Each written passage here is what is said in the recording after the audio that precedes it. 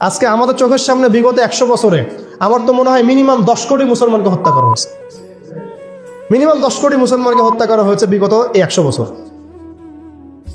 মানে একেবারে চিহ্নিত করে করে মারা হচ্ছে, ইস্যু তুলে তুলে মারা হচ্ছে। যখন কোনো ইস্যু নাই, সবাই শান্তিপূর্ণ অবস্থায় থাকতে যাচ্ছে, তখন জঙ্গি ইস্যু তৈরি করা হচ্ছে, কোন নাটক সাজানো হচ্ছে। আরে মারবি বা যুদ্ধ করবি তো ঘোষণা দিয়ে কর, লুকাচুরির কি আছে?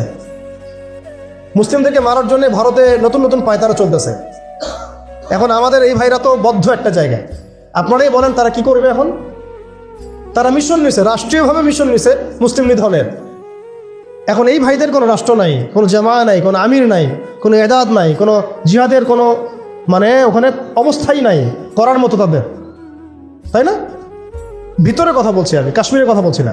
তাহলে এই ভাইরা এখন কি করবে? তো এই যে অবস্থা, এই অবস্থা কি মনে করছেন আমাদেরকে প্রভাবিত করবে না? অভ্যন্তরীণভাবে এখানে বাংলাদেশে আমরা বেশিরভাগ মুসলিম হলেও আমাদের আশেপাশে চতুর্দিকে ঘোরাফেরা করতেছে কুফফাররা, চতুর্দিকে ঘোরাফেরা করতেছে। আপনি কাকে বিশ্বাস করবেন? চায়নাকে বিশ্বাস করবেন? ভারতকে বিশ্বাস করবেন?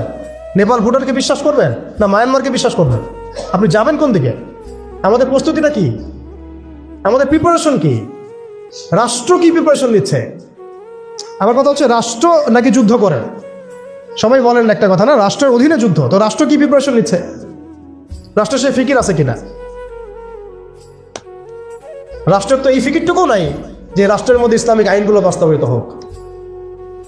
এইটুকু ফিকির নাই তো আপনাদের। যারা ইলেকশন নির্বাচন গণতন্ত্র এগুলো করতেছেন, কার ফিকির আছে?